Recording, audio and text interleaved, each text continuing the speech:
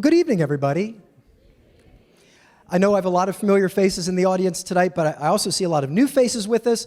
For those of you who are attending your first Coastal Lecture Series, my name is Zach Judd, and I'm the Director of Education at Florida Oceanographic Society. I'm really excited to welcome all of you to tonight's lecture. We have had just an incredible turnout for this year's lectures. We've been averaging over 100 attendees here at the library, and we've averaged over 200 watching on Zoom. So we've been around 300 people each night, and I really and truly could not do these lectures without the turnout that we get. So thank you to all of you for being here. Thank you to our Zoom audience as well. You make these lectures possible. I know you guys are excited to hear about our speaker tonight, and not me, so let me move on to an introduction that I'm really excited to give. Tonight's special guest speaker, Clark Morgan, is a PhD student at Florida Atlantic University's Harbor Branch Oceanographic Institute. Clark holds a bachelor's degree from Florida State University and a master's degree from the University of North Florida. Currently, his research is focused on the Goliath grouper. This is the largest reef-dwelling bony fish in the Western Atlantic. Tonight, Clark's going to be telling us about his work with this sometimes controversial and polarizing species. It is with great pleasure that I welcome Clark Morgan to the Florida Oceanographic Coastal Lecture Series stage.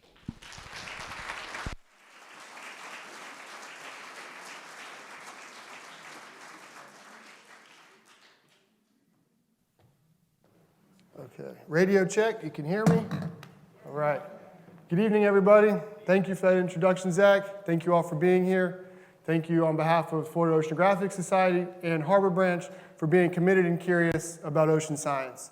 As Zach said, my dissertation research focuses on the Atlantic Goliath grouper, Epinephelus itajara, seen here, and we'll see it throughout the talk tonight.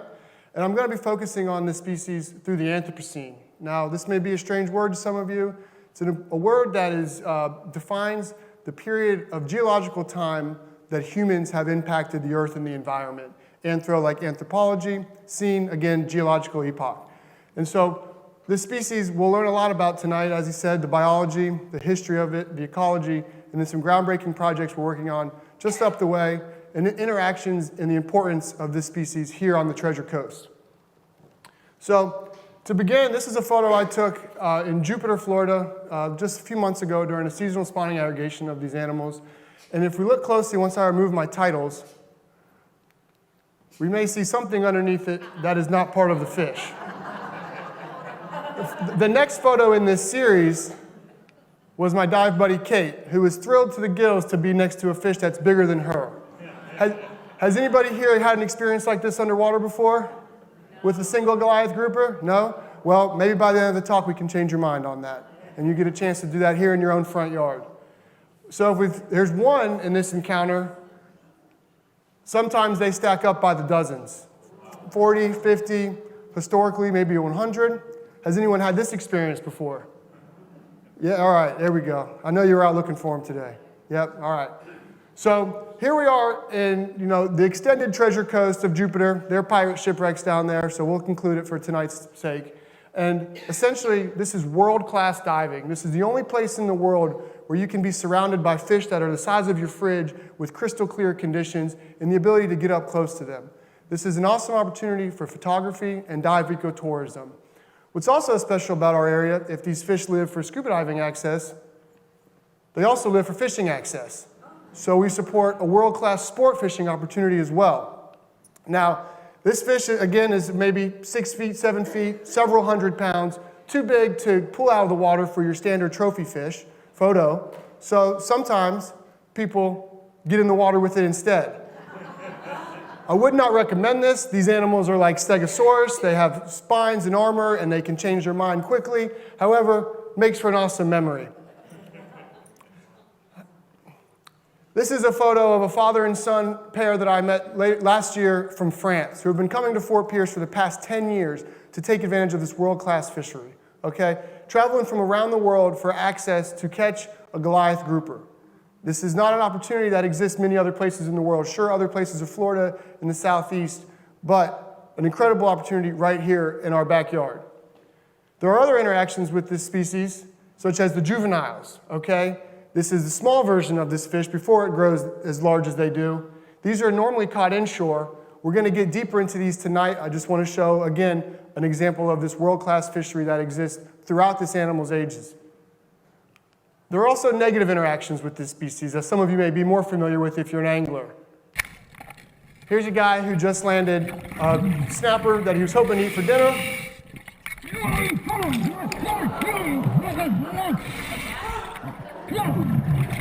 But this Goliath grouper clearly had other ideas.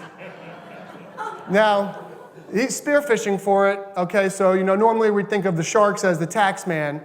Here's an example of the Goliath grouper depredating his catch. This happens with spearfishing. This may also happen when you're fishing, bottom fishing for snapper or other grouper species. You just might not know it. Basically, you know it was a shark when your fish comes up half-eaten. However, for a Goliath grouper, you may not, the rod may bend and snap. You may not, it just feels like you're hooked into the bottom because you don't have the tackle prepared to land these fish. So again, we have a lot of positive interactions, but also some negative interactions. We're going to figure out why. So the overview of tonight's talk is we're going to get into the history of the Goliath grouper as a fishery. We're going to introduce the current context and challenges that we're facing with this species and its management, the local significance here on the Treasure Coast. We're going to talk about and listen to something you may have never heard before, maybe you felt it or not, and that's the boom noise that this species makes. Some integrative research projects taking place at FAU Harbor Branch that are multidisciplinary and addressing some of these vocalizations of this species and other important relevant issues. We're going to take a glance from the grouper. I promise you this is nothing you've ever seen before. Stay awake, stay with me, don't sneak out early. This is going to be something that has not been shown in public before from this. And then we'll open it up for discussion and question and answers, and we'll see who wants to get in the water with these fish afterwards. So to begin, I want us all to kind of put on our fisheries management caps for a minute here, okay? And we're not going to get into the nitty-gritty, but just the overview of the fundamentals of fisheries research and fisheries management. I call it a three-way pyramid. Sometimes, depending on the day, it's a three-headed snake. But at the top, we have policy. These are the rules, the management that the government, whether the state agencies or the federal agencies make on how many fish you can harvest, how big they need to be, etc., how many hundreds of thousands of pounds come out of the ocean each year from them. The biology, this is what I focus on at the moment, where we're looking at how big do the fish get, where do they live, when do they reproduce, how long do they live, okay? And then the socioeconomics, all right? That's the stakeholders. Those are the people that have skin in the game. That may be the commercial fisherman catching snappers so we can eat at a restaurant, the recreational guy going out to have fun, the charter captain you hire for a birthday present to make someone's year, etc., okay? The people. Now, fisheries management is not about really managing the fish. It's about managing the people and how they interact with the fish. And then these are not interchangeable. They're constantly intersecting. The size of these arrows and the magnitude in which direction they're flowing changes depending on the topic. But I just want to kind of set this scene so we're viewing things through this lens that it's complicated, it depends, it changes. There's not normally a silver bullet that goes right through the bullseye of this. Okay, so to review and introduce the biology of the Goliath grouper, we know they're huge. Again, the fish the size of a fridge, maybe a couch. They can get up to 7 or 8 feet long. The world record is just under 700 pounds, and the oldest one on record is 37 years. They likely live longer than that. However, as we'll see, there's been some decimation of the fishery that maybe we haven't had a true chance to really age this fish throughout its longevity. They mature late, okay, so it takes 4 to 6 years for them to reach sexual maturity, and it's at about 1 meter in length. Most fish may not even get that big, and this animal is just reaching adolescence at this size and age. They change sex as most grouper species do, where they start off and reach maturity as females, and then depending on social cues or social dynamics, they may change sex. It's similar to, again, many grouper, clownfish also do this. They're coastal. They're basically on the continental shelf from 0 to 300 feet. And they have a reputation for being sedentary or lazy. Really means high site fidelity. If you go to a spot and there's a Goliath grouper today, it's probably going to be there yesterday, short of long-term migrations for the seasonal spawning movements. Because they are sedentary and have high site fidelity, you can predict where they're going to be in time and space. They prefer high habitat relief. That means things that they can get inside of, underneath. Think of high vertical structures. Naturally, that would have been ledges, but now it's shipwrecks or bridge pilings or docks and things like this. And so because they're coastal, because they're predictable, and because they don't move much, they're highly accessible to people. And this has led to them being overfished and heavy exploitation historically. Historically, they were also widely distributed in the Western Atlantic. However, they have faced local extirpations. That means they've gone extinct in places like the west coast of Africa, the southern coast of South America, and now they're really only reliably found in the southeastern United States and some parts of northern Brazil. So their life cycle is tied to the mangroves. Now we're focused again, the seasonal spawning aggregation I mentioned at the beginning, occurring offshore. Here in our bottom, what these animals do is they get together through the seasonal months of basically July through October, so late summer to early fall, and they hang out during the daytime, and then at night under the new moons, when the ocean is its darkest, okay, when there's not much moonlight, from midnight to 4 a.m., these animals gather together to spawn. And when they spawn, they're swimming up together, they're releasing their sperm and eggs. These fertilize and float as larvae in the currents of the ocean. Because of the timing in which they spawn, often their larvae drift for 30 to 80 days. They then recruit into the estuaries of the mangroves in the dry season when there's not much rainfall pushing out water out of the inlet. It allows them to then grow up in these mangroves where they have protection, which is a nursery ground for many reef species, coastal fish species. And they stay in the mangroves till about 4 or 6 years old when they basically get too fat to be able to seek protection from those mangroves anymore. Okay, now hypothetically they would then recruit back offshore. And historically they probably did. But now that we have bridges and docks in the way, I feel like they're on their way out, coming out the inlet, and they see a nice place to say, hey, I can live my life here. There's a couple other Goliath. There's plenty of something to eat. I can hang out under this high structure. And maybe they don't make it offshore. Or maybe they hang out under that bridge and then move offshore as time goes on when they get these seasonal spawning cues. So, of course, as we all know, we have degraded mangrove habitats within Florida. I'm not pointing any fingers. I live on the island. I love living in a nice place where I can access the water, but a lot of coastal development has taken place around Florida that's degraded the accessibility for a suitable habitat for these species. Okay, so of course, on the top right, we have the Indian River Lagoon, which we all know well. Over 86% mangrove loss in this area.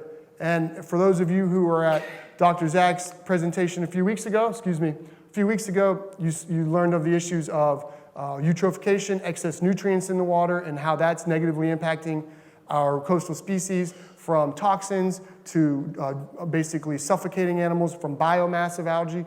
That's occurring here. Our most pristine spot in Florida that remains is the 10,000 Islands. And this is a protected park where there has not been any development, and there's actually been an increase in mangrove habitat. We believe that this habitat itself is what's really sustaining the population for recruitment. Now, these animals are well adapted. We do have them as juveniles within our systems, and we'll talk about that a little bit more. But in general, of course, we know that mangroves and coastal systems are quite degraded. So the history of the fishery. These are some, maybe we'll get into it. Don't be totally alarmed. It looks barbaric from what we know now. However, remember that a couple hundred years ago, the ocean was seen as a place that was limitless bounty, that we could take whatever we wanted from it and it would have no repercussions, okay? Well, we've learned that's not the case. For a couple hundred years, people have been eating Goliath grouper for sustenance. In the top left photo, maybe from the 50s, catch one, bring it home, feed the village, what a trophy.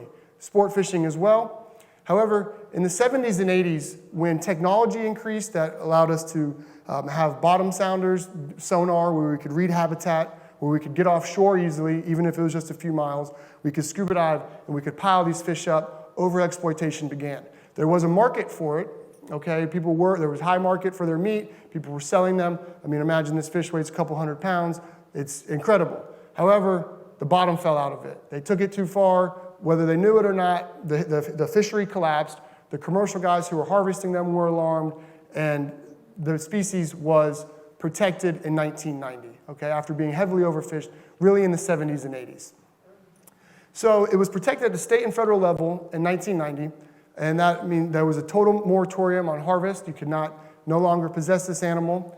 In 2006, the National Marine Fisheries Service, a part of the federal government, removed this species of concern. Now, there's a couple caveats with this, of course. This was before we understood that acute event threats like eutrophication, algae blooms, and cold events were negatively impacting the inshore component of these species, of this life cycle, where the juveniles were dying from cold water. We'll get into that later. And they were still federally protected, even though they were removed from the list. Now, in 2018, the IUCN, this is the International Union for the Conservation of Nature. This is a globally recognized program designed to preserve biodiversity in all of our oceans and wildlife. Okay, they were listed critically endangered for a long time, and then they were swapped to vulnerable. However, this was not a change in their population by definition. This was really a change, not a change in their population by data. It was a change in the definition of what the IUCN was considering critically endangered. So because they've been protected for 33 years now, there has been population recovery in the United States particularly, but not through the historical ranges. They're not showing up off Africa anymore. They're still diminished in South America. And as we'll learn, there are conflicting public perceptions, as I showed you the videos from before. That spear fisherman thinks different about them than my dive buddy Kate does. So continued population threats include cold water events, 59 degrees, anything under 60 degrees Celsius, particularly for the juveniles in inshore water, is lethal. Here we have an adult Goliath grouper from the Gulf Coast being removed from a canal. So this was one that didn't recruit offshore, but maybe hold up under somebody's dock. It's also classic construction where one guy's doing the work and everybody's watching, but feasting their eyes on this big fish, okay? So we know that harmful algae blooms like red tide are, again, the biomass can suffocate them or the toxin themselves can wipe them out. Mercury pollution, just want to introduce this. We're going to get into it a little bit later, but this animal lives a long time. It eats other fish, and it lives in areas that are close to coastal environments. So they accumulate mercury in their tissues throughout their longevity. Further juvenile habitat destruction as we continue our anthropogenic development in our coastal areas. And then these negative fishery interactions, as we saw with the spear fishermen, and we'll talk a little bit more about that moving forward as well. So today, now that we've kind of seen where we were and how we got there, let's figure out where we are now. And this is, we have perceived increasing juvenile abundance in these nursery habitats. Red tide and cold kills can still opportunistically and unpredictably wipe out younger cohorts of these young fish that are supposed to be recruiting offshore. And again, this diminished availability of suitable nursery habitat may actually put a carrying capacity, an unnatural asymptote on the species' abilities to reproduce in general. Adult numbers are increasing offshore in certain spots. I'm sure some of the fishermen in here have places where they don't want to go anymore because of Goliath grouper, the places they weren't there before. And there's something ironic about the management of the species. Because it was protected from 1990, we have no real historical landings data on them because people haven't been fishing them for 30 years. As an example, we know how many hundreds of thousands of pounds of mahi-mahi have been coming out of the ocean for the past 50 years, and we can use that to estimate abundance and regulate these changes through time and measure things through time. We don't have that capability with the Goliath grouper because it's been protected. There is historical data from the 50s through the 80s. However, there are a lot of questions in that. Some of it actually seems falsified. It's inconsistent, so it makes this species very tough to manage from an overall population point of view of how many of them there are in the ocean. So it's just a kind of trade-off for the protected status. So the public perception is complicated, right? Goliath grouper are a nuisance. They eat everything. They're ruining my fishing. There's no fish on my reef anymore. If I do hook into a fish, I can't get it up because of a Goliath grouper. Now, I want to pause for a minute there because it's very well likely true.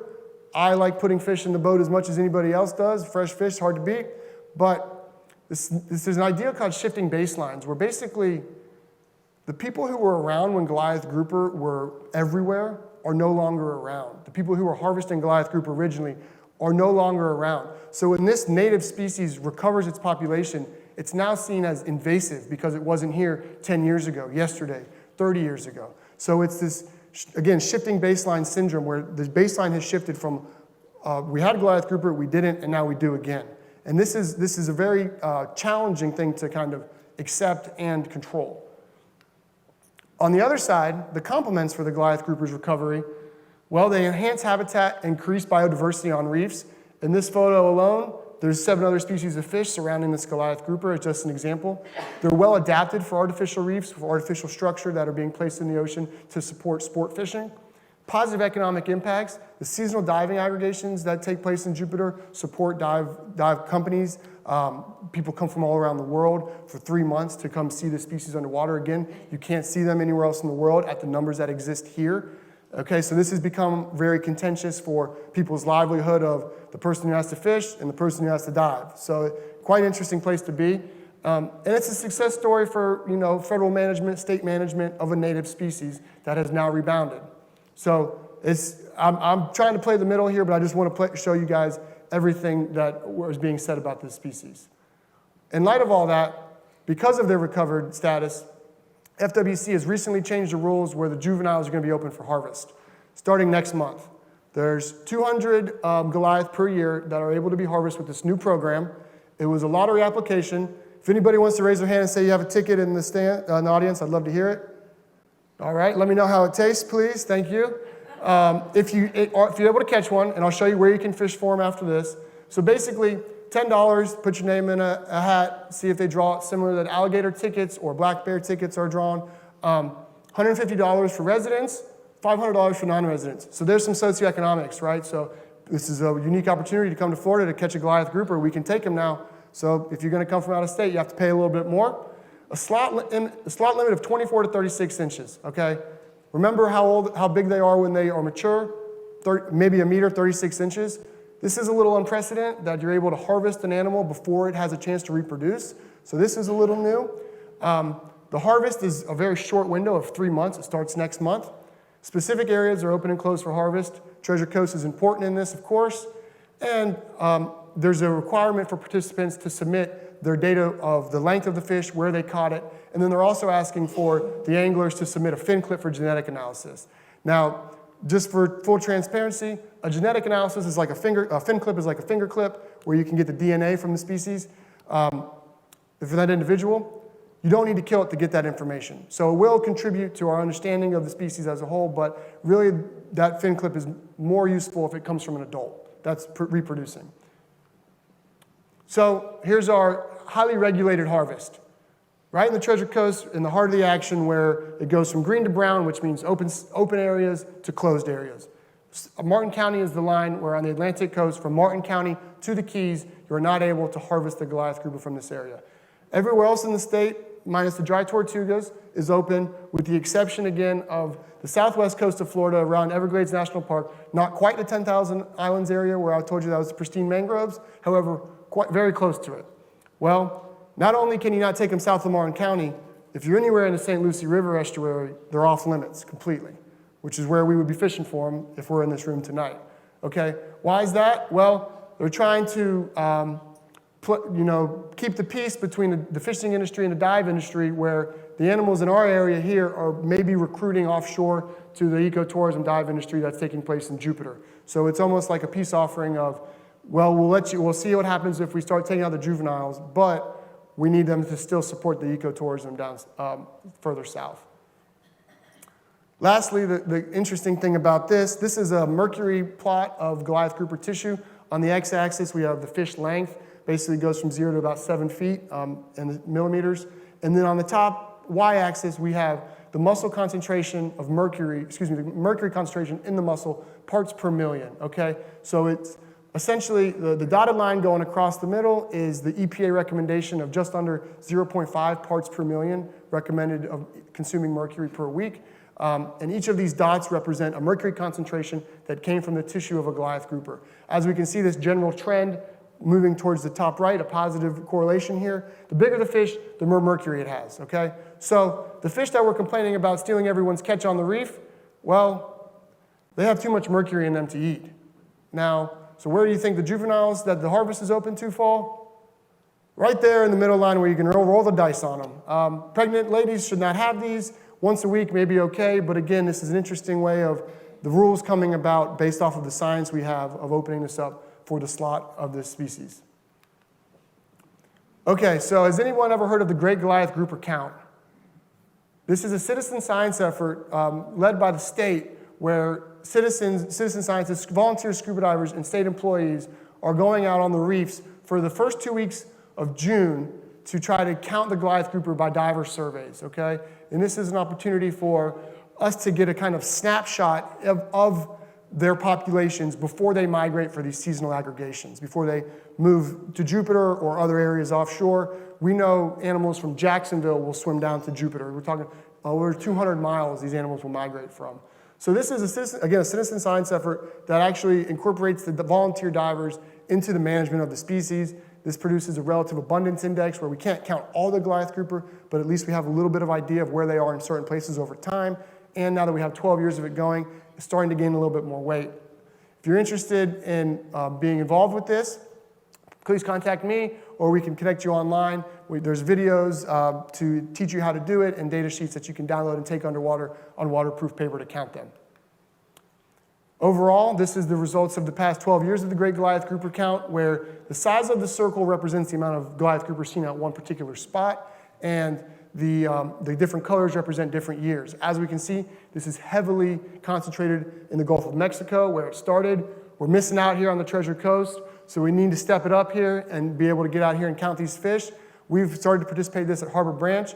I will note that the dive industry in Jupiter is not very keen to participate in this because they're afraid that their data that they collect is going to lead to the demise of the changing of the rules for opening other rules of the harvest for the species. However, I like to think that if we can give them the best information we have, maybe it will help us move forward completely when we understand the biology and that component of our triangle. So with that, we're going to circle back to our Anthropocene. And I want us all to imagine being on the Indian River Lagoon or on the Hudson Island 1,000 years ago, okay? When there were Native Americans were living off of the land, the only noise that they were making in the ocean might have been the paddles of their canoes, okay? We have dolphins and whales and manatees in an ocean unintruded by humans, no noise pollution. Their calls can go miles, communicate across ocean basins, okay? The coral reef is a cacophony of life, making all sorts of noises that we'll hear a little bit later. Maybe some earthquakes, some tectonic activity, but it's a very pristine and non-noise polluted area. Maybe some sailboats, some Vikings, possibly. Now, the human component, the human time scale of this, the Anthropocene.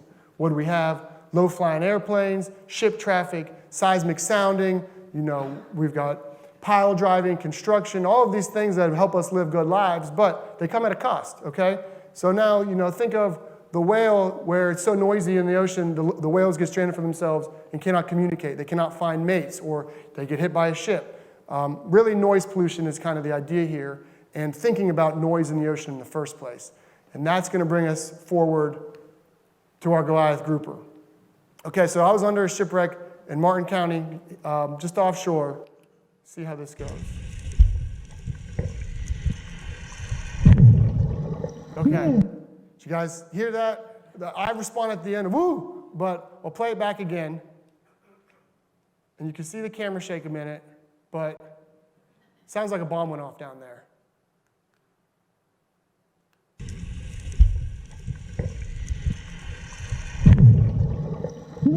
Okay, let's go see what that was.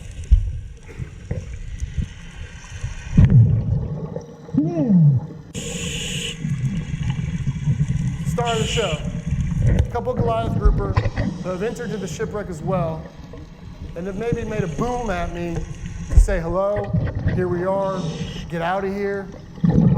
I keep my distance, back up a little bit, see how he's moving.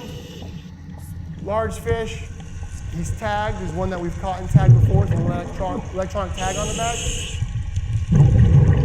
It's going about his way, nothing too aggressive, but again, letting me know I'm not alone down there. This is decent visibility. There are times when we dive down here where I can't see more than 5 feet ahead, and you can hear and feel the Goliath grouper making this noise. This noise is measurable from a hydrophone, okay? This is called a spectrogram. We'll focus on this oval here in the middle of the single pulse. Essentially, this is a graph of acoustic energy underwater.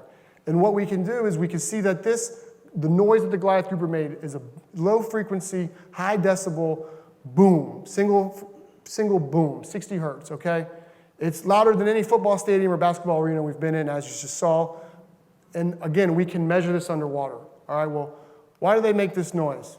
Well, they make it to communicate during spawning, maybe to social animals, large animals, curious, probably somewhat pretty intelligent. They're making this noise maybe during the day, and again, as I mentioned, at night from midnight to 4 a.m. is when this really peaks, when they're making the noise the most. And it happens at dark, but this is the scene in which you can imagine of what Goliath grouper are doing when they're spawned. Now, this is from French Polynesia. This is another grouper species called the camouflage grouper. This took the photographers 5 years to get this shot. It won a Photo of the Year award. And essentially, these animals are communicating for spawning and getting together, and then again doing that dance I described where they're releasing their gametes together.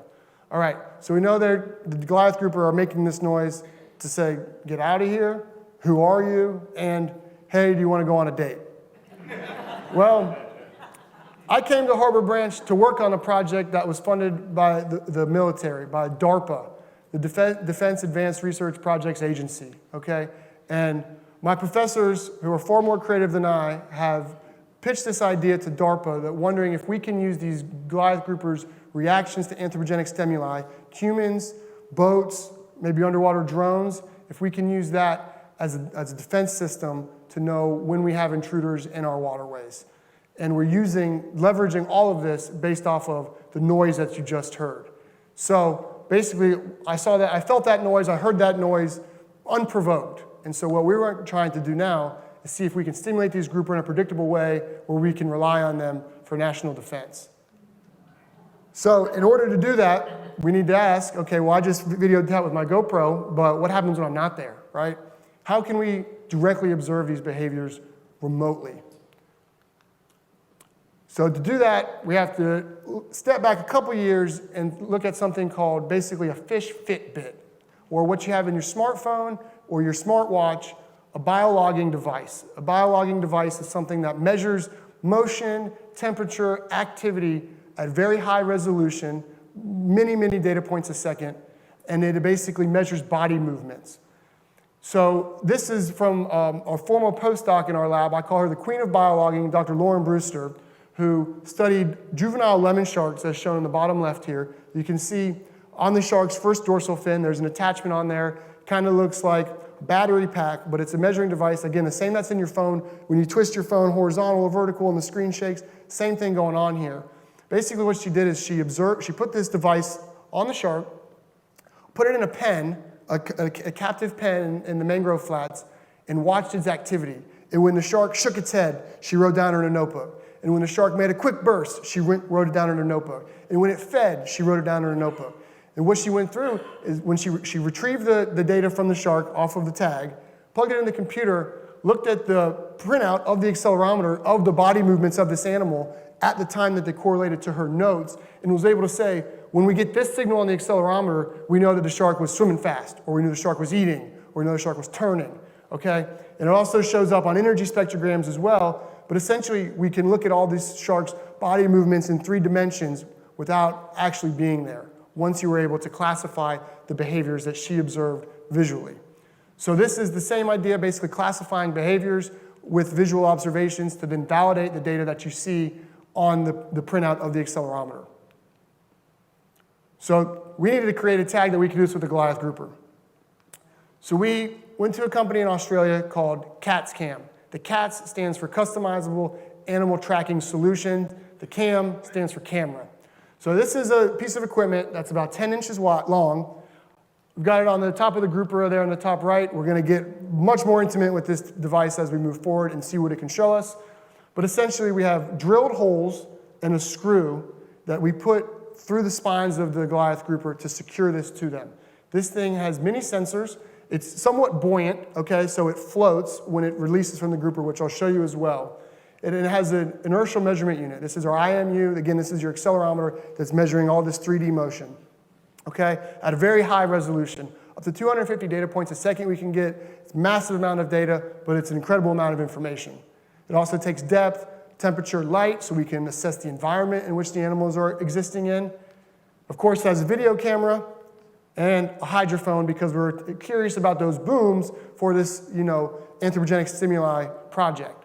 So it also has a spot tag, which is a satellite tag, and a VHF transmitter. The antennae are short in this diagram. I'll show you what they look like coming up. But essentially, when this floats off of the fish, it releases to the surface and we can pick it up. How does it float off of the fish? Well, we put something on it called a galvanic time release, a GTR.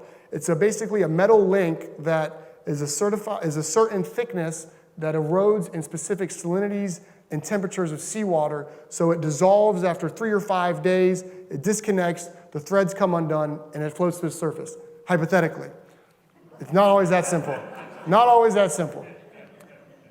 Here it is deployed. Now you can see the antennae are a little bit longer on our recovery tags, and you can see the spines of this animal are used to secure this up, right? And so it's through the first and third dorsal spines, and I'll show you what this surgery looks like going on. It's a little bit of dental work. It's completely harmless to the fish. But Lauren had her captive pen in the Bahamas. Well, we needed a place where we could learn these behaviors, validate them before we put anything in the ocean. So does anybody recognize where this is? That's right, the power plant. This is our local aquarium, basically. There is a giant drain pipe off of the beach that brings in seawater and also brings in animals sometimes that flows in through these canals. Now, if it's an endangered sea turtle or a manta ray or a sawfish or something like that, the science team jumps right on it, tags them, and releases them. However, when it's species that you let it go and it's just going to come back in, like a Goliath grouper or a snook, we leave them in there and we use it to our advantage. So this is our captive experimental grounds where we tagged 6 fish ranging from 5 to 6 feet or so, and we got 53 hours of video, validated video, where we could look at the accelerometer outputs to figure out what behaviors they were doing.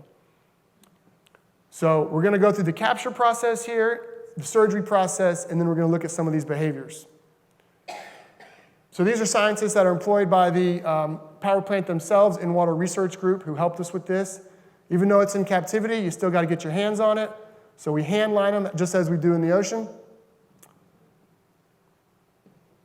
And now we've got it secured up on shore. There's a hose pumping fresh seawater over its gills so it can breathe. On the boat, it's obviously much different because the boat's rocking, but this is a great place to learn how to do this. This is Dr. Brewster measuring the girth of the animal, taking some measurements. And here we go with a little dental work. We've got a very fine drill bit that's going to drill through this first dorsal spine. Then it's going to go through the third dorsal spine. And she's going to thread through a piece of braided line, get it through both ends, wrap it around this screw, and when the fish was released, you'll see the metal link I'm talking about, the GTR, okay, where that's going to dissolve in this seawater in a certain amount of time. It's the metal piece right there, and there goes a fish with a camera on it. And a very expensive piece of equipment on it. We're putting it's one thing to put expensive equipment in the ocean and hope to get it back. It's a totally other thing to put it on an animal and hope to get it back. But so we started off within this controlled environment to learn what behaviors to expect from this animal.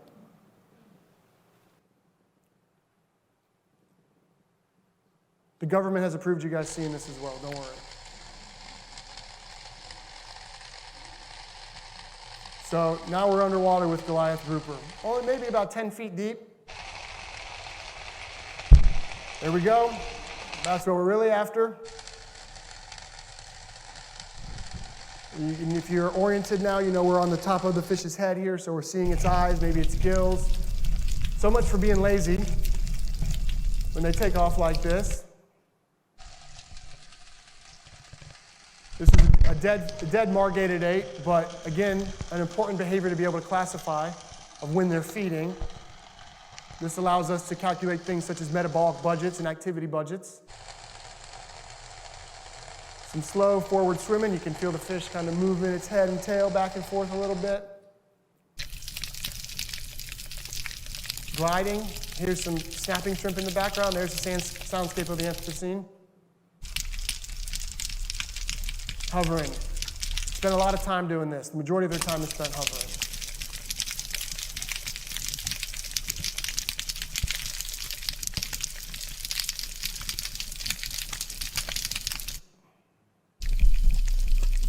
A little bit of leaning over, maybe scratching their backs on the sand.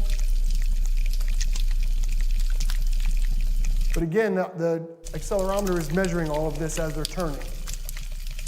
And then just kind of hanging out.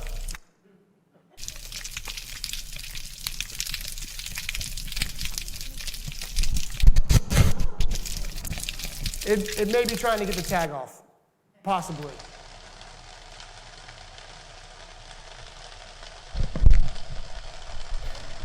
This, I think, is a little bit of communication, and I'll show you why in a minute.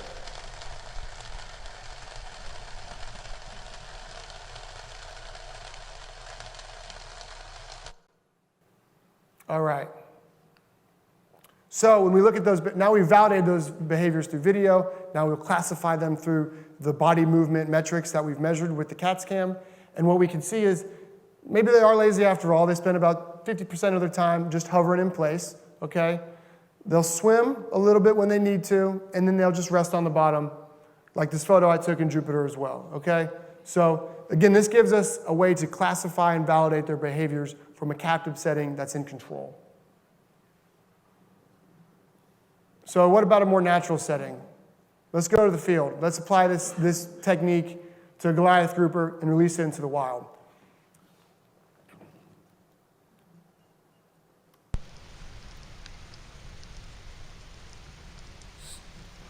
So what you're going to see here is a video, obviously, of the fish in the wild. And now we're going to see an overlay of the data we're collecting from the accelerometer in real time, where we can see its depth.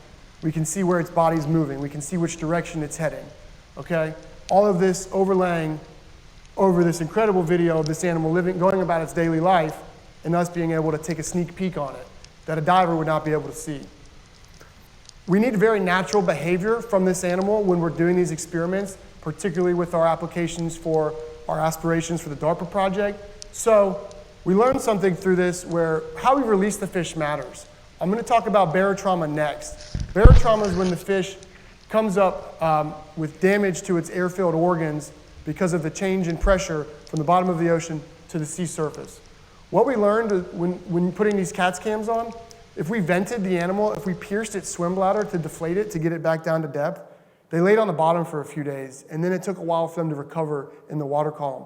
I'm going to show you some graphs on this. I just want to show you that this is the inspiration behind another project that came up because of our need for natural behavior when employing these remote sensing techniques. So the difference from the power plant where we caught them in about 10 feet of water versus 70 to 80 feet offshore, about 60 feet, 70 feet difference depending on the habitat. So here's an example of barotrauma where this animal's swim bladder, what it uses to control its buoyancy, it's the same principles as scuba divers where the pressure is greater at ocean depth, so you have a balloon that's this big at ocean floor. As it comes to surface, less pressure, it expands. Same thing happens to us for air embolisms or lungs. It's dangerous. So for these animals, we see a bloated stomach here. When it gets really bad, if it's really deep, it actually distends their esophagus, their stomach. When fish come up from very far down deep, it's when you see their eyeballs bulging out. All right, so negative impacts. We see floating fish sometimes if the barotrauma is not properly mitigated, okay? If it wasn't taken care of, this animal float on the surface. Floats on the surface long enough, it may have an unnatural encounter, okay? Goliath grouper on the reefs, they don't have many predators once they get big enough. However, if they're hanging out, floating on the surface where they can't get down, we now have this unnatural interaction and an unnatural mortality. I actually also have heard of Goliath grouper getting sunburnt from being belly up for so long, okay? Still alive, but starting to decay. So this led us to realize that we need to find a way to mitigate this barotrauma for these animals. Traditionally, does anybody here ever vented a fish before where they've pierced a swim bladder? Yeah, a few of us, okay. Has anybody ever used a descending device where you put a clip on its lip and sent it back down? A couple more? Okay, I'll show you what that looks like moving forward. Okay, so traditionally, again, just the laws of physics with the change of pressure from great pressure down here to less pressure at the surface, these animals overinflate.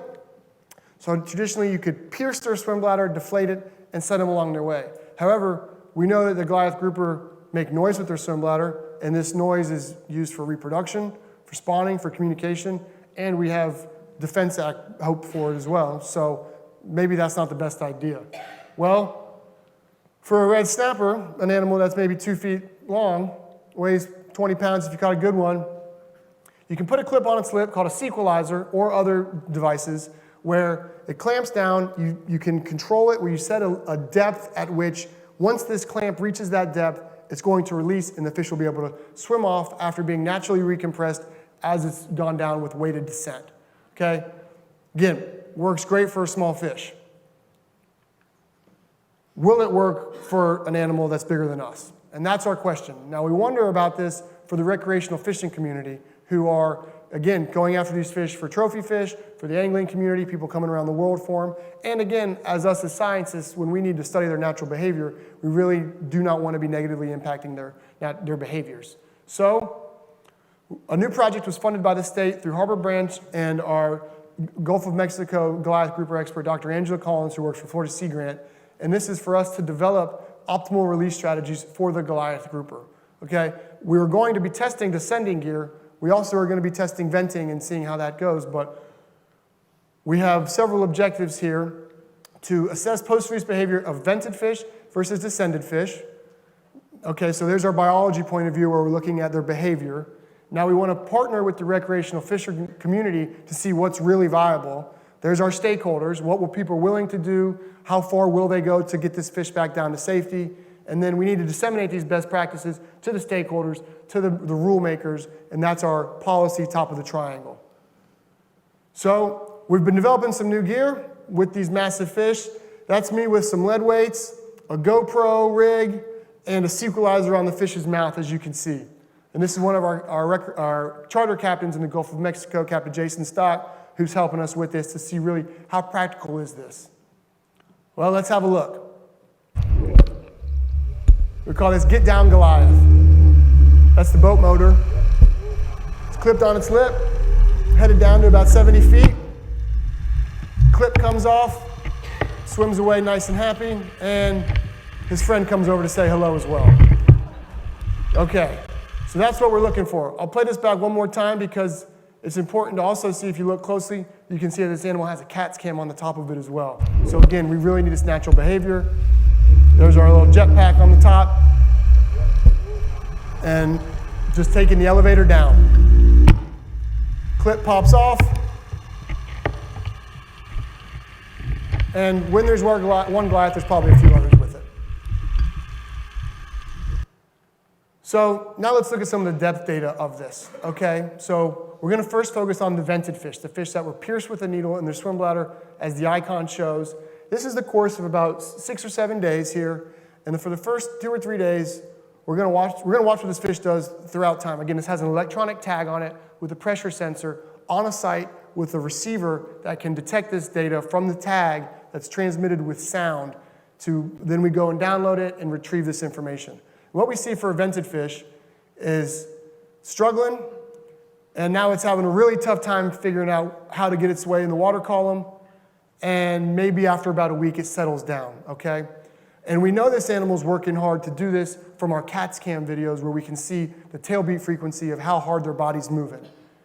When we compare this to the depth profile of a descended fish, we see much less oscillation, much more stable, consistent depth use, and really something that shows, Goliath hovering, as we know it does, hanging about above a shipwreck, going back underneath it. Again, what we'd expect to be more natural behavior.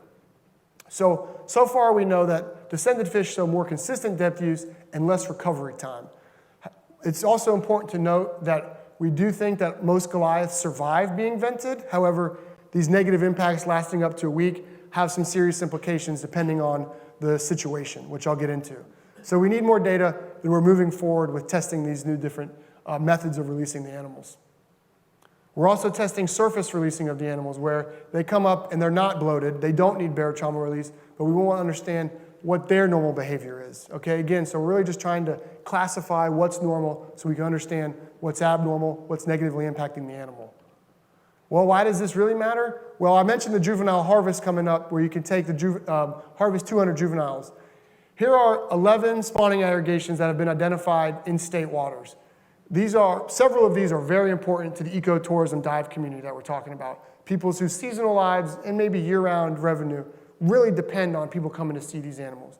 The state is considering limiting or restricting fishing access to some of these sites, okay? What we're trying to understand is, well, what happens when a Goliath grouper is caught during spawning season? If you pierce the swim bladder and it can't communicate, can that fish not spawn? Well, if it's descended, maybe it has a better chance of being able to reproduce. What's also pretty interesting is that we don't know the chronic effects of going up and down, being vented again, the chronic effects of repeated recapture. Now, if this animal hangs out on the same wreck year-round, it's still there when you go back the next day, or maybe it's recovered from the week before, you catch it again. How many more times can that happen before the animal does succumb to mortality? These are important questions to answer, again, from our three-sided snake here, right? Of socioeconomics, of, well, the dive community depends on it, but so do the fishermen. Well, how are these animals actually responding, and what rules can we make to balance all of this out for everybody, including the fish population? So with that, we're going to get into the real fun part of this, why you guys are still here, and some of these exciting videos from the CatCam in the wild, now that we've validated our behaviors and have been able to streamline this process where we are testing out natural behaviors. You won't be able to hear it, but you can hear it shaking, see it shaking. Okay, it's a descended fish, wasn't vented, now it's booming. And look who came to say hello. Another Goliath grouper who's also displaying very similar behaviors. So the boom on this is different from the boom that we saw and listened to the first time. We can hear this when we put on headphones in a special audio program and can see these on the spectrograms, the acoustic energy plots. But I promise you it's booming and you can see it. What's really interesting here is the color of the second fish that comes in. You can see it's dark on the back and it has a white face. Now this is a bicolor pattern that's very indicative of being ready to spawn. So this could be, hey, you want to meet up under the moonlight? Or where are all your friends going? Something like that. Really don't know, but this is kind of one of those opportunistic discoveries that we found from our other project ambitions, and a direction that matters for the last map I showed you of these spawning aggregations in state waters and how can we manage them and the interactions that take place on them. Here's another friend. This is the same fish. This is from August here in Martin County. This is an awesome interaction here where a loggerhead sea turtle comes to say hello. Maybe they're all friends from the power plant, or maybe the turtle was attracted by the color of the CatCam that maybe looked like a sponge or something for it to eat. Anyways, it came up to say hello. You would never know this if you were scuba diving. Now, we know that we've talked about the depredation of Goliath grouper when you've got a snapper or a fish that you plan on eating gets taken on its way up to the boat.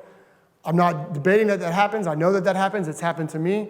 However, here's another perspective that shows what really happens when Goliath and mutton snapper are hanging out. Not much of anything. Okay? This fish is moving around lazy. This is 15 to 20, perfect size mutton snapper. You'd be very happy to get these in the boat. And here the Goliath is cruising around lazily, not a care in the world. What you can also see from this perspective is the ability of this CatCam to be able to provide surveillance of the reef. We can now look and see what the fish communities are like on these different artificial reefs, where you can't always see with a scuba diver, because this Goliath grouper is obviously natural, and it gets into nooks and crannies of the wrecks that scuba divers just can't fit. On that, I told you they like high relief vertical structure. Of course, they hang out inside, hovering inside, which is normally fine and well. And sometimes we'll get hours of this footage of him just not doing much of anything, just duck and cover. But if you watch for long enough, they'll escape, go say hello, check out the reef, and see more fish.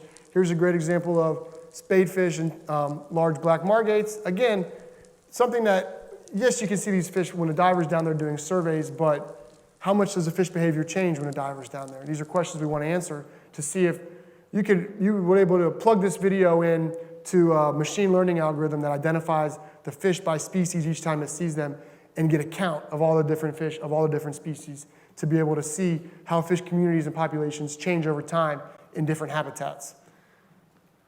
So I mentioned this GTR, the galvanic time release, this piece of metal that dissolves in the ocean, and if we're any lucky, it falls off, the tag comes up to the top of the ocean surface so we can recover it. Well, here's a GTR that was dislodged now clearly. This is a pectoral fin, not the head. It's on its way off. It's starting to wiggle its way off. The grouper probably feels it, feels its fins coming back. And maybe he's scratching his back. maybe Davy Jones gave me a favor here, but I want you to see how close we got to losing this camera. Inches. Inches from being caught underneath an overhang, okay? Bound to happen. Absolutely bound to happen. I was waiting for this to happen. Didn't happen here. It happened on the next one. So we spent, basically these tags float up, and when they break the surface, the satellite tag has a sensor on it where when it's wet, it's not activated. When it's underwater, of course, you can't see the satellites. But as soon as it breaks the surface, the sensor goes dry, and it starts connecting with satellites that are taking place overhead. Well, it's been about 7 days, and we'd expect to see this tag 3 days ago, and it hadn't happened. And so we went down and spent 3 dives looking around this wreck for it. And it was not planted here, but we did find it. And this is where it came off with a fish underneath the bow of the boat. I was very excited. And yes, the money, the cost of the tag is great, but the data from the tag is what we're really after, and the ability to do it again. Yeah, so normally things like this would be in Davy Jones' locker, but again, he owed me one. And here you'll watch me test it to see that it still floats, right? So unfortunately, the camera was not recording when this came off of the fish here, but clearly this fish was hanging out under here. Got very lucky. We've now kind of had a few more insurance policy upgrades where we've put transmitters on these tags, so if they happen to be off-site, the Goliath moves away from where we think it is, we can kind of cross places on the map off our list when listening for them to see if we can go find them underwater. So in conclusion, or the tail end of the talk, we want to highlight a few points. So Goliath grouper have clearly substantially recovered. It makes great research opportunities, again, in the context of this triangle of trying to balance the policy, the socioeconomics, and the reality of the biology of this fish. The limited harvest begins next month. We'll see how that moves going forward. Again, it's 200 animals. We hope that it's not a big deal for the population. However, when there's episodic events that are unpredictable, like cold snaps and red tide blooms, we really don't know how this is going to go. And the state seems open-minded to us just kind of collecting the data to try this out. We're unlocking their mysterious behaviors with these new technologies. Again, this footage you saw tonight is not available anywhere else in the world. It's from Harbor Branch and this incredible project. And we've got this new challenge with barotrauma mitigation, and we're trying to understand the best way forward with this to consider the sensitivity of the species, particularly around these spawning events that are taking place right in our front yard.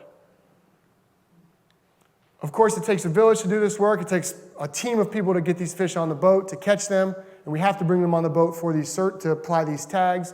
So, of course, thank you to our Fisheries, Ecology, and Conservation Lab, Dr. Matt Ajamian, Dr. Lauren Brewster, Mike McAllister, Sarah Webb, thank you for your help.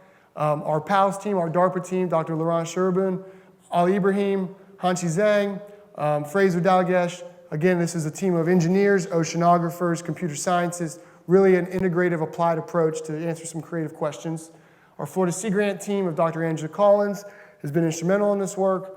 Ben Metzger is helping me repair these CatCams when they break, so I appreciate him very much. And of course, all of our funding sources, and for me personally, the Guy Harvey Ocean Foundation and the Florida Outdoor Writers Association for some of my photojournalism work. I'd also like to take the chance to highlight some of our programs at Harbor Branch that maybe you're not know about or you can get involved with. I have some papers in the back as well, some pamphlets and handouts. It's a great complement, and it's quite a little bit different than what's happening at the Florida Oceanographic Society's Coastal Center. We have exhibits as well, showing some of our research on display. There's also awesome campus tours where you can see some of our retired equipment, like submarines that were used to really do some incredible discovery work in the early days, and then, of course, virtual resources. And with that, I'd like to take any questions with my favorite photo of Goliath grouper I've taken thus far. Thank you, guys.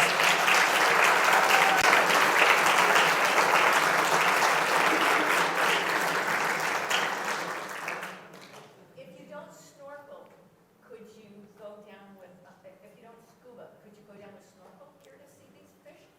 If you could find them in an environment where they were shallow enough. Can you see them in Blue Heron Bridge while you snorkel? You could. Yep. On a good day, yeah. On a good day? Maybe. Most of them are probably 50 to 60 feet, starting at 50 or 60 feet deep on the artificial reefs. There may be some spots in the Keys, but I don't have a spot in my back pocket to tell you. But that's a great question, a great goal. Surely somewhere. Yes, sir, in the back. You showed the pie chart with the behavior of the group of resting, hovering, whatnot. When does it eat? When does it eat? Right. So we captured the feeding behavior of that dead margate that it caught. Opportunistically, during these 10-hour video recordings, we did not capture that. So that's something we're hoping to get. This was from the captivity. We're hoping with our increased field deployments, we'll be able to get that information. They do eat mostly crabs and slow-moving invertebrates most of the time. However, it would be really interesting from an activity biologging point of view to also try to opportunistically record a chance where they do take a depredation of a fish off the line as well. So I think we just need to gather more data to figure that out. Great question. Yes, sir. What is their typical response to divers? Do they try and swim away and avoid people? Do they just ignore people? Are they ever friendly? Are they ever aggressive? Clark, could you repeat that for the Zoom audience? Absolutely. Thank you. He asked, what is their response to divers, and are they friendly? Are they aggressive? My answer to that would be, it depends on where you are. From my experience, the animals that are in Jupiter and right here, where they're seasonally here with exposure to the dive ecotourism, they actually seem a little bit more relaxed and used to divers. Animals, their aggression normally is what I showed you in that first video of the first boom when I was underneath that shipwreck. I didn't get any closer to it because I don't want to make that animal feel cornered, that I'm in between it and its way out, where it might ram past me. Otherwise, it might be hard to get close to them unless they are very comfortable or you approach them slowly. So generally, they are quite charismatic though, and particularly here. There are kind of arguments about the flash photography and their exposure to that, but generally, because these animals spawn at night, we do not think that the diving ecotourism industry is really impacting their spawning behavior because people aren't diving with them at night. Great question. We actually have a related question from one of our Zoom viewers. Given how big Goliath grouper get, are there any recorded incidences of groupers attacking people? Ooh. Of the Goliath grouper, there's been some negative spearfishing interactions where they're going after the fish on that line and maybe they chomp on a fin or something instead. So I have seen videos like that. But again, it's kind of like when you think of shark attacks and whether or not there's a classification of shark attacks where it's shark encounters where it's provoked or not, where people get bit by a shark. If it's provoked when you have a fish string strung to your hip, it's a little bit different than when you're sitting on a surfboard. So I would say most of the negative interactions are when people are spearfishing and have fish on them. What's the price of the lip clamp weight?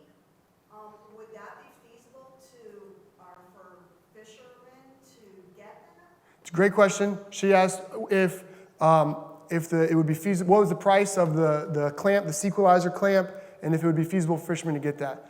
At the moment, they are actually making us new equipment for this fish species, for the Goliath, because they're so big.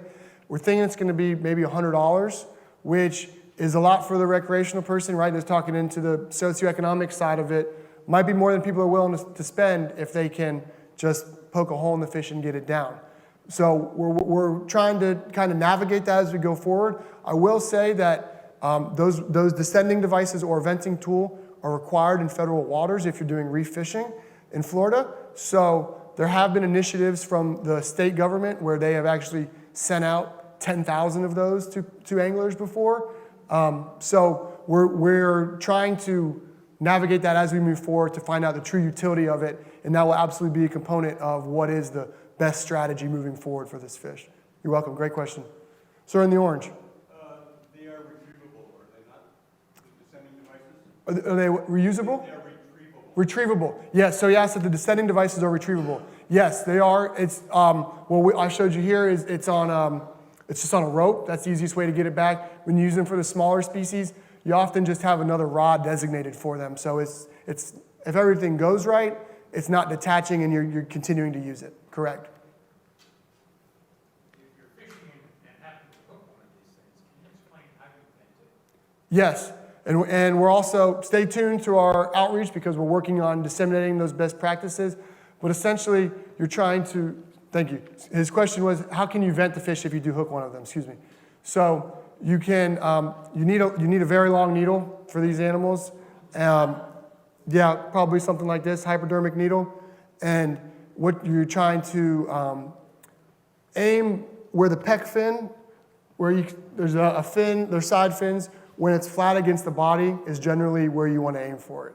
But as this fishery increases, we're working on getting this information out. It's because you can injure the fish if you do it wrong. Do they fully recover eventually from that puncture? Okay. The question was, do they fully recover from that puncture? And so far, our data suggests yes. It maybe takes a week till they exhibit normal behavior again. So there hasn't been any, true instances of the venting leading to mortality. However, those are acute events of a single capture.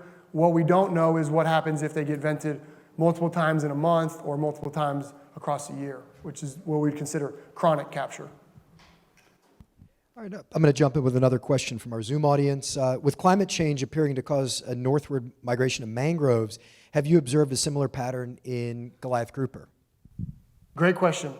We have, as far as recruitment of them into the mangroves, I'm not aware of. However, there has been documentation of more northerly spawning sites of Goliath grouper in the Gulf of Mexico, up near the Panhandle, about 3 degrees of latitude higher further north than has previously been documented. So we do think that they are moving northward, as most species are, and you would suspect that their recruitment into the mangroves would also follow that. Any other questions? Yes, ma'am, in the middle. How are they making that boom noise? They're using their swim bladder. They're basically popping their swim bladder, so we think, okay? Other animals like a redfish or a red drum make noises as well, and these animals vocalizing in the ocean is quite common. We think it's some kind of structure associated with their swim bladder. The issue is they're too big to put into any kind of medical imaging devices where we could really see that. And we can put the small ones in there, but it's a little small. So we suspect it's through their swim bladder, which is why the negative impacts of the venting on them during spawning aggregations, et cetera. Online, yes, sir. Yeah. How much does the CatCam cost, and does its buoyancy affect the fish's swimming behavior? Nice. Priceless when they come back in the boat. The sticker out of the box price is about $9,000, and the tags on the satellite tags bring the total to about 12 grand, and the software on top of it. It does not affect the fish's buoyancy. It's just slightly positively buoyant, so that when it detaches, it floats. It actually is perfectly custom fit to the shape of the top of their head. Great question. Yeah, so it's very exciting when we catch the fish and get one that the CatCam fits on. It's a success of, okay, we got one, we got the camera on, we put the camera back in the water. Okay, now we have to recover the camera and hope that it recorded and got data for it. So it's a lot of checkpoints for true success on that. Yes, sir. Can you just use them over and over again? Absolutely, if you recover them. We have had some come up damaged. We had an instance where we tagged a Goliath grouper on a Wednesday, and we went fishing again on Thursday to tag more, and we recaptured one, and the tag was broken when we recaptured it. So we took it off and got very lucky, and have since modified them to strengthen them so that if they do break again, they will still float. But yes, they do. You just have to recharge them, and they will continue to work, thankfully. Are they a true grouper? In what sense? Are they a true grouper? Grouper is different than snapper. Correct. Yes, they're a true grouper. Yes, sir. And related to that, a question from Zoom. Do Goliath grouper occur in the Pacific Ocean? And if not, is there a comparable species in the Pacific? The Goliath grouper, this species does not. This is the Atlantic Goliath grouper. There is a cousin species of grouper called the Queensland grouper, which is a region of Australia that exists in the Indo-Pacific, that also reach similar massive sizes. Yep, great question. Okay, I have a question for y'all. Does anybody want to see him underwater now? I know one does, snorkeling. Yeah? A few do? Right on. Great. Thank you. Well, thank you. All right, guys, keep that applause going. Give Clark one more big thanks for spending his night with us tonight.